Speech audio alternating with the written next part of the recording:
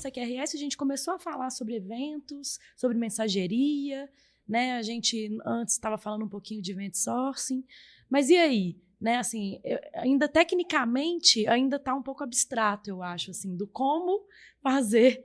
É via mensageria, startando, né? A partir de a operação do meu sistema, eu lanço um evento, né? Eu crio um evento numa fila e é isso. Como que é na prática técnico, no técnico mesmo? Eu tenho um bom exemplo, eu acho que num projeto que eu tenho trabalhado recentemente, a gente tem essa separação do CQRS e, tecnicamente, a gente tem feito ela utilizando 2 repositórios diferentes. A gente cria, de fato, um repositório que é responsável pela query e, de fato, um repositório que é responsável pelos comandos. E esses 2 repositórios, eles importam a mesma lib, porque estão tratando do mesmo domínio. Então, Perfeito. vamos supor, né, a gente tem nesses repositórios as camadas ali na nossa API, que seriam das controllers, ou do que vai escutar de uma fila, né, dessas portas de entrada, e na hora de executar as operações de serviço, eles consultam da mesma lib por estar trabalhando com o mesmo domínio. Então, para reaproveitamento de código, eles usam a mesma biblioteca. E com isso, qual que é a vantagem? Né? Por que fazer 2 repositórios diferentes com a mesma lib? No nosso caso lá, até a gente nem tem 2 bancos separados. Por enquanto, a gente tem trabalhado com um banco só. Mas qual que é a vantagem? Naquele cenário em específico, para a gente, é muito, muito mais frequente a consulta de dados do que a escrita de dados. Então, a gente consegue escalar o serviço de query muito mais do que o serviço de comandos. E aí a gente tem uma otimização de custos, né? E a gente consegue escalar só aquela parte da aplicação para fazer aquilo. Também tem as vantagens que o Caio falou de segurança, né? De quem pode escrever aonde.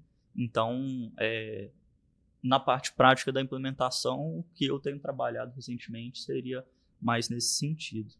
Um outro exemplo prático que eu já atuei também no passado foi um sistema de mensageria, de comunicação. Então, tinha o cliente lá, ele tinha vários sistemas ali integrados em que você podia fazer ali as reservas e aí a parte específica de comunicar com o cliente que aquela reserva foi efetuada, foi cancelada, foi agendada, ficava sob responsabilidade de um sistema ali apartado, né? Ele não ficava no núcleo ali que controla todo o processo da reserva, as validações e tudo mais. E aí esse sistema de comunicação, ele tinha ali uma mensageria ali, ele recebia os eventos através de mensagens, e aí internamente, assim, para os sistemas que consumiam, né, que utilizavam daquele outro serviço, era uma caixa preta ali. Basicamente, eu quero enviar uma comunicação de reserva efetuada. E internamente, o comando ali que respondia àquele evento tinha várias coisas que ele fazia. Ele consultava os dados ali do cliente para enriquecer o e-mail, ele gravava ali no banco de dados o log de que aquela comunicação foi efetuada, tinha também uma parte de controlar se o cliente abriu o e-mail ou não. Então, isso tudo ficava encapsulado dentro dessa aplicação ali, que atuava como se fosse um command do CQRS. E aí, com isso, os sistemas principais não ficavam travados ali, né, esperando uma resposta se a comunicação foi efetuada ou não.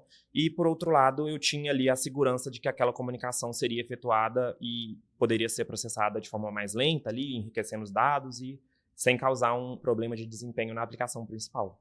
Perfeito, perfeito.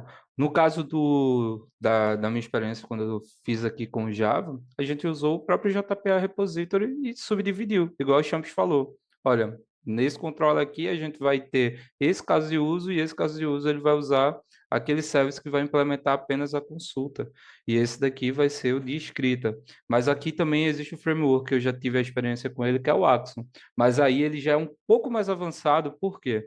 Porque o Axon ele vai trabalhar com Event Source totalmente ligado ao CQRS.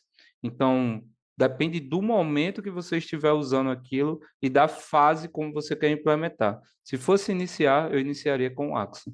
Se eu quero fazer uma migração, quero escalar o projeto que eu estou trabalhando, você pode continuar utilizando o repository, um ORM ali que vai lhe apoiar, e você vai começar a segregar. O que eu estou vindo consultar, eu só devolvo. Não vou fazer nenhuma mudança na minha base de dados. O que eu estou vindo inserir, eu só insiro. Eu não vou devolver nada.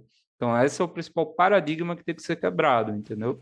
Mas a forma como eu vou usar aquilo, o .NET deve ter seu ORM ali que vai apoiar, continua sendo igual.